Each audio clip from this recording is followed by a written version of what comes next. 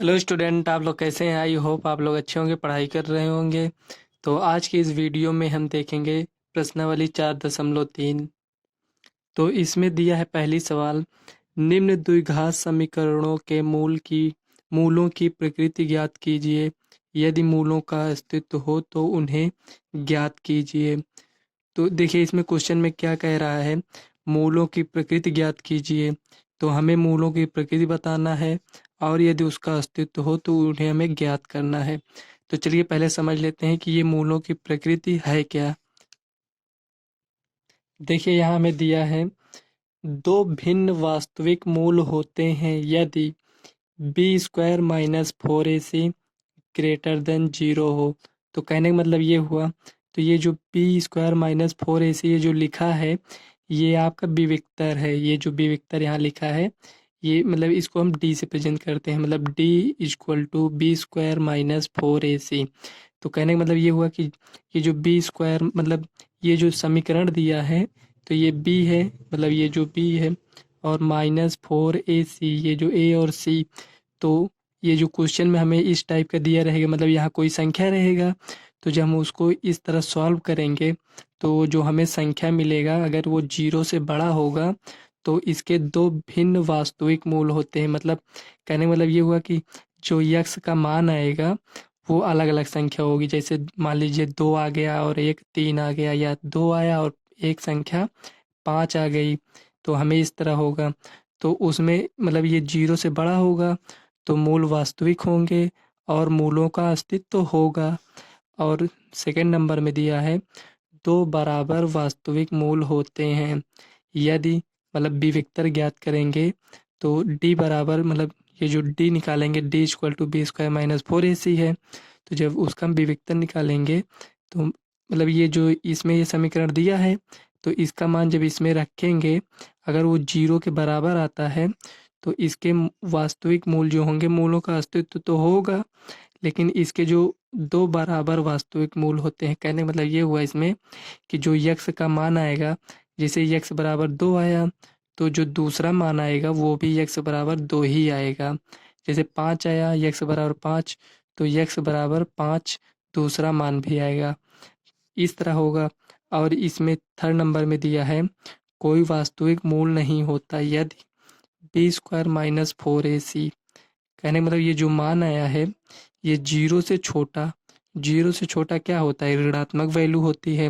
जैसे माइनस एक माइनस दो माइनस तीन। तो कहने का मतलब ये हुआ कि इसमें ऋणात्मक वैल्यू आ जाएगी तो उसके वास्तविक मूल नहीं होते हैं। तो कहने का मतलब वो उसमें यक्स का मान आपको नहीं निकाल आप नहीं निकाल पाएंगे उसमें। तो फर्स्ट वाले क्वेश्चन में हमें यही कह रहा है, उसके बाद उसके मूल ज्ञात कीजिए, मतलब उसके मतलब मूल हमें ज्ञात करना है और मूलों का अस्तित्व हो तो जो हमें ये समीकरण इस टाइप का दिया है उसे सॉल्व करना है। तो हमें द्विघाती सूत्र से सॉल्व करना है। तो द्विघाती सूत्र क्या है, चलिए इसको हम देख लेते हैं। फ्रेंड्स, ये जो हमें यक्स का मान लो ज्ञात करना है, हमें इस तरह समीकरण दिया है, हमें उसका मान ज्ञात करना है। तो यक्स इक्वल टू ये द्विघाती आपका सूत्र है, minus B plus minus root में B square minus four A C upon to A. तो मतलब कहने मतलब ये हुआ कि बी का मान ए और सी का मान, मतलब ये ए बी और सी का मान इसमें रख देंगे तो हमें यक्स का मान पता चल जाएगा। यक्स का मान कितना मान पता चलेगा, हमें दो मान पता चलेगा क्योंकि ये द्विघात समीकरण है। देखो यक्स की पावर दो है तो हमें इसी फार्मूले से दो मान मिलेगा। मतलब अभी आपको हमने बताया ना कि मतलब एक मान लो एक आ गया और दूसरी संख्या तीन आ गया तो दो मान मिलेगा। तो इसी फार्मूले से हमको सॉल्व करना है। तो चलिए हम पहली सवाल देख लेते हैं। देखिए इसमें ये जो प्रश्नावली 4.3 है, अगर आप पुरानी बुक से अगर सवाल पढ़ रहे होंगे तो उसमें ये प्रश्नावली 4.4 है, लेकिन बुक चेंज हो गई है इसलिए प्रश्नावली 4.3 में ये सवाल है। तो इस सवाल में हमें पहले चेक करना है कि इसके मूलों का अस्तित्व है या नहीं। अगर इसके मूलों का अस्तित्व होगा तो इसको हम आगे सॉल्व करेंगे, अगर नहीं होगा तो नहीं सॉल्व करेंगे। तो इसका मूलों का अस्तित्व कब कब होगा, तो इसका जो वैल्यू आएगा वो जीरो हो या जीरो से बड़ा हो। जीरो से बड़ा मतलब पॉजिटिव वैल्यू हो, जैसे 1 2 3 ये इस टाइप का हो, मतलब कुछ भी मान आए मतलब पॉजिटिव में आना चाहिए। अगर निगेटिव में आ गया -1 -2 या कुछ भी आ गया निगेटिव में, तो इसका अस्तित्व नहीं होगा। मतलब कहने का मतलब दो स्थिति में इसका अस्तित्व है, केवल अगर निगेटिव आ गया तो इसका अस्तित्व नहीं होगा और उसे हम आगे सॉल्व नहीं करेंगे। तो हमें यही चेक करना है इसमें। तो चलिए पहले हम विविक्तर इसका ज्ञात कर लेंगे। तो इसको अगर हम तुलना करें, जो अभी हमने फार्मूला देखा था, अगर उससे हम तुलना करें, यहाँ इसको हम एक बार नोट कर लेते हैं पहले। 2x² - 3x + 5 = 0। इसकी तुलना हम करेंगे, यहाँ लिखेंगे हल, लिखेंगे उपर्युक्त समीकरण की तुलना। उपर्युक्त मतलब ये जो लिखे हैं ना समीकरण, ये उपर्युक्त समीकरण की तुलना। आप समीकरण इसको एक मान लीजिए, आप मतलब चाहे आप ऐसे लिख दीजिए, वो आपके ऊपर है।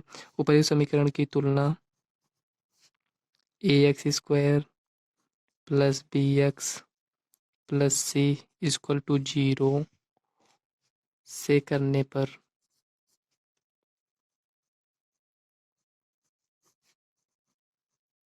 तो देखो ए की जगह पर क्या है, 2 है, तो यहाँ हम लिखेंगे a = 2, b = -3 है और c = 5 है। देखो यहाँ माइनस में है तो माइनस सहित इसमें चिन्ह लिए, अगर प्लस होता तो प्लस लेते, लेकिन प्लस लिखा नहीं जाता इसलिए नहीं लिखते। तो हमें ए और बी और सी का मान मिल गया। तो इसका हम विविक्तर ज्ञात करेंगे। विविक्तर मतलब डी ज्ञात करेंगे। डी बराबर, विविक्तर को हम डी से प्रेजेंट करते हैं, तो डी बराबर b² - 4ac होता है। तो इसी पर जो मान ये आया है इसको हम इसी पर रख देंगे। b बराबर कितना है, -3, -3 का स्क्वायर कर दीजिए, -4 इंटू ए कितना है, 2 है, सी 5 है, ये हो गया। अब इसी को आप सॉल्व कर लीजिए। देखिए 3 के स्क्वायर करेंगे तो माइनस है, ये पॉजिटिव में हो जाएगा 9, माइनस इसको गुणा करेंगे, 5 दूनी 10 चौक 40, 40 में से 9 जाएगा तो 31 होगा। लेकिन बड़ी संख्या का साइन लगाएंगे तो माइनस, देखो ये निगेटिव हो गया इसमें, मतलब जो वैल्यू है यही निगेटिव आ गई है। तो इसमें हम लिखेंगे अतः अतः विविक्तर ऋणात्मक है, विविक्तर ऋणात्मक है, यहाँ लिखेंगे ऋणात्मक है।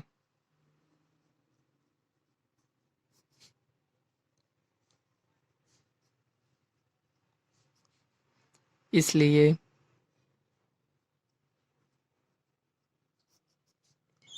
मूलों का अस्तित्व नहीं होगा, अस्तित्व नहीं होगा।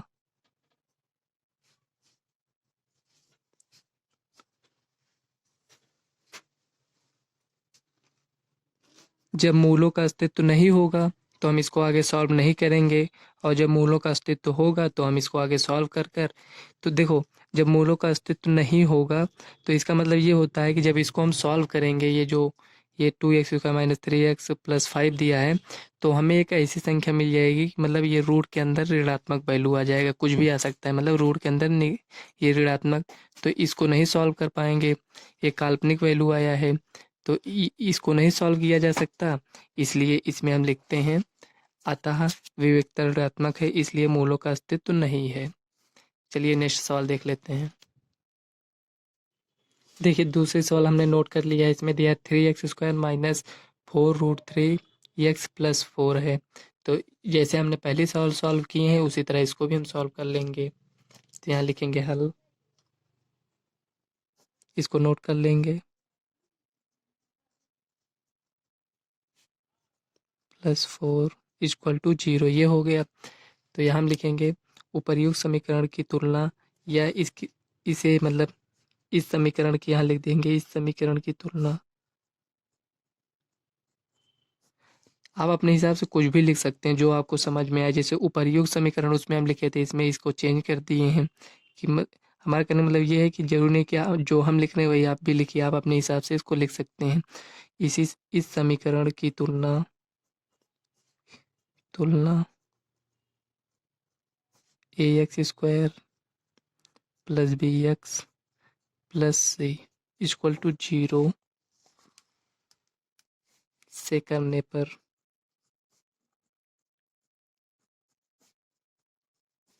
तो इससे तुलना करेंगे तो a की जगह पर क्या है 3 है, ये देखो 3 है, और b की जगह पर क्या -4√3 है, नोट कर लेंगे। c की जगह पर क्या है 4 है, इसका हम विविक्तन निकालेंगे। b बराबर b² - 4ac, सबका मान इसमें रख देंगे। b का मान कितना है, ये पूरा है, इसको रख देंगे यहाँ पर 4√3 का होल स्क्वायर -4 इंटू ए कितना है 3 है, ये जो 4 लिखा है ये तो फार्मूले का 4 हो गया। c कितना है 4 है, इतना लिख दिए। अब इसी को आप सॉल्व कर लीजिए। देखिए माइनस के स्क्वायर करेंगे तो प्लस हो जाएगा, प्लस लिखेंगे नहीं। 4 के स्क्वायर करेंगे तो 16 हो जाएगा। √3 का करेंगे स्क्वायर तो 3 हो जाएगा, रूट हट जाएगा, 3 बचेगा। माइनस इसको गुणा कर लीजिए, देखो 4 3 12 चौक 48, 4 चौक 16 3 48, 48 आएगा। अब देखिए इसमें 16 3 48 -48 इक्वल टू 0। देखिए निगेटिव वैल्यू नहीं आया, तो देखिए इसमें 0 आया है, तो मतलब 0 आना चाहिए या फिर 0 से बड़ी वैल्यू आना चाहिए। निगेटिव आया है, अगर यहाँ निगेटिव आया होता तो यहाँ हम लिख देते अस्तित्व नहीं है, यहाँ 0 है तो यहाँ हम लिखेंगे अतः।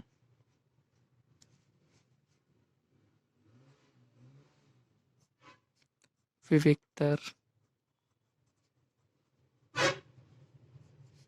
धनात्मक है,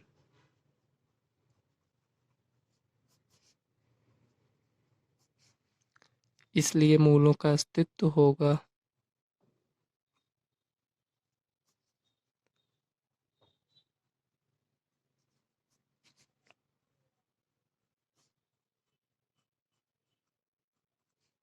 सॉरी, अस्तित्व समझ लीजिएगा, अस्तित्व लिखा है, ये आधा सा है, अस्तित्व होगा,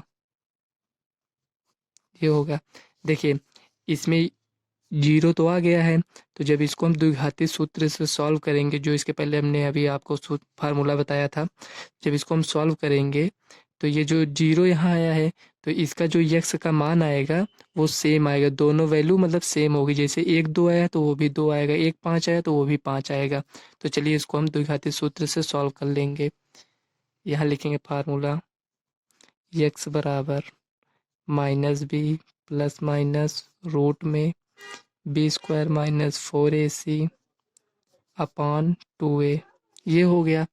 अब देखिए यहाँ इसी के आगे हम लिख देते हैं, देखो माइनस, ये माइनस तो पहले से लगा है, b की जगह पर हम क्या लिखेंगे -4√3 है, तो यहाँ हम लिख देंगे माइनस, b की जगह -4√3 ये लिख दिए। देखिए प्लस माइनस है, प्लस माइनस लगा देंगे। अब देखिए b² - 4ac का मान यहाँ जो हम सॉल्व किए हैं, यहाँ सब डायरेक्ट रख दीजिए। b² - 4ac का मान कितना है 0 आया है, तो रूट में हम 0 लिख देंगे, यहाँ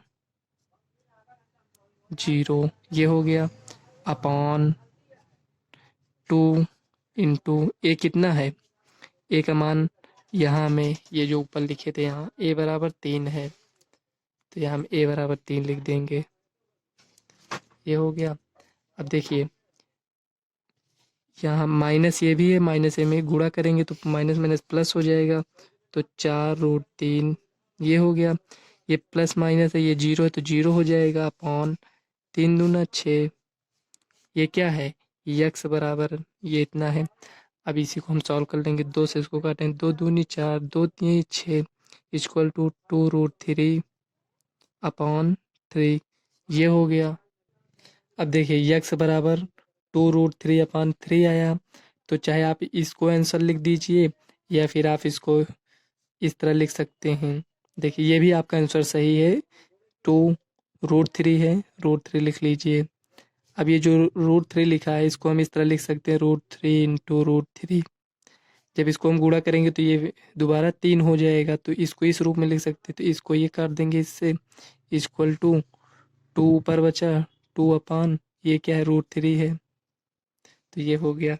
तो देखो यहाँ एक मान है, लेकिन हमें सेम मान मिलेगा। यहाँ हमने आपको बताया ये 0 है, तो इसका 2 मान मतलब ये भी इतना है, तो एक मान ये भी, दोनों मान मतलब सेम रहेंगे। तो एक ये हो गया, एक ये हो गया, यही आपका आंसर हो गया। तो हम आशा करते हैं आपको ये सवाल समझ में आई होगी। अगर आपको कहीं भी डाउट है तो कमेंट करिएगा। तो चलिए नेक्स्ट सवाल देख लेते हैं, तीसरी सवाल। फ्रेंड्स, थर्ड नंबर की सवाल ये है, इसमें दिया 2x² minus 6x plus 3 equal to 0। तो चलिए इसको हम सॉल्व कर लेते हैं। उसी तरह सॉल्व करेंगे जैसे इसके पहले हमने सॉल्व किया है। इसको चलिए नोट कर लेते हैं यहाँ। 2x² minus 6x plus 3 equal to 0। अब ये जो समीकरण लिखा है इसकी हम तुलना करेंगे। तो लिखेंगे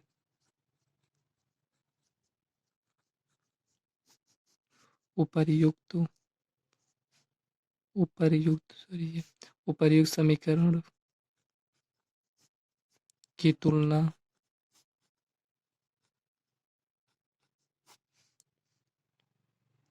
ax² plus bx plus c equal to 0 से करने पर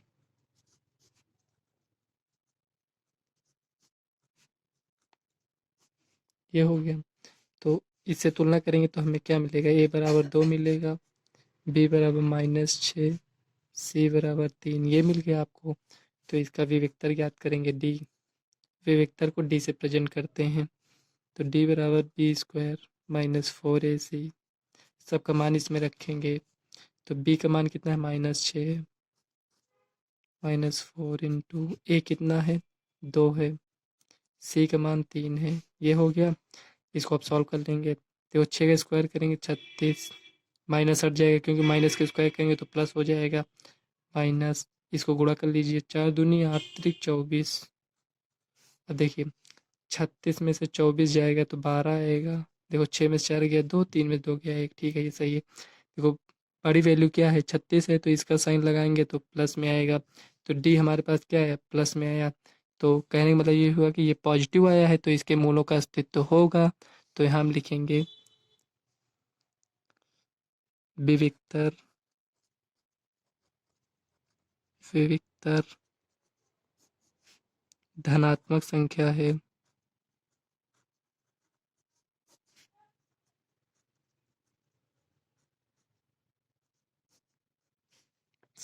है, इसलिए मूलों का अस्तित्व होगा। मूलों का अस्तित्व कब नहीं होगा, जब निगेटिव वैल्यू आएगी, केवल उसी उसमें नहीं होगा बस, नहीं तो सब में होता, चाहे 0 आए या पॉजिटिव वैल्यू आए, केवल ऋणात्मक रहेगा तब मूलों का अस्तित्व नहीं होगा। तो विविक्तर धनात्मक संख्या, इसलिए मूलों का अस्तित्व अस्तित्व होगा। जब मूलों का अस्तित्व होगा तो इसमें x का मान निकाल लेंगे। तो यहाँ लिखेंगे x बराबर -b plus minus b² minus 4ac upon 2a। ये हो गया, ये रूट में रहता है, ये इतना हो गया। इसी में हम सब मान को रख देंगे, माइनस से माइनस नोट कर लेंगे, b की जगह पर -6 है, प्लस माइनस b² -6 का होल स्क्वायर -4 इंटू, a का मान है 2, c का मान कितना है, 3 है।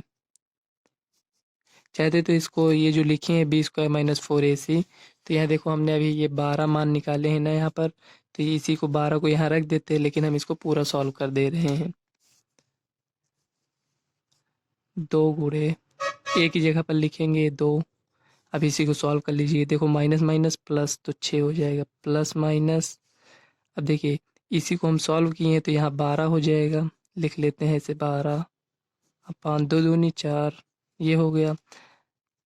अब इसमें देखिए 6 है, प्लस माइनस, तो इसको हम 12 कैसे लिख सकते हैं, 2 गुणे देखो 2 दूनी 4 3 12, इस तरह लिख सकते हैं, अपॉन 4, ये हो गया। देखिए इसमें 2 2 2 बार है तो 1 2 बाहर आ जाएगा, तो 6 प्लस माइनस 2√3/4। अब इसमें देखो, इसमें भी 2 है, इसमें भी 2 है, तो 2 कॉमन ले लेंगे, तो यहाँ क्या बचेगा, 3 बचेगा, प्लस माइनस √3/4 है। जब इसको काटेंगे तो ये 2 हो जाएगा, तो यहाँ देखिए 3 प्लस माइनस √3/2। देखिए हमें यहाँ ये यक्स का मान मिल गया है, यक्स ऐसे यहाँ सबके बराबर लिख देते हैं, ये हो गया। देखिए यक्स बराबर हमें ये मान मिल गया है, तो ये जो प्लस माइनस लिखा है इसका मतलब ये है कि 3 प्लस √3/2 एक वैल्यू ये हो जाएगी, और एक वैल्यू 3 माइनस √3/2। तो इसी को हम एक बार और लिख लेते हैं यहाँ, यक्स इक्वल टू 3 प्लस √3/2, एक वैल्यू ये हो गया, एक माइनस था तो माइनस लेकर लिख लेंगे 2। यही आपका आंसर हो गया। फ्रेंड्स, अभी इस वीडियो को हम यहीं तक रखते हैं। वीडियो आपको कैसी लगी ये हमें कमेंट बॉक्स में ज़रूर बताएं, और वीडियो को ज़्यादा से ज़्यादा शेयर करिएगा। तो चलिए मिलते हैं नेक्स्ट वीडियो में, तब तक के लिए बाय।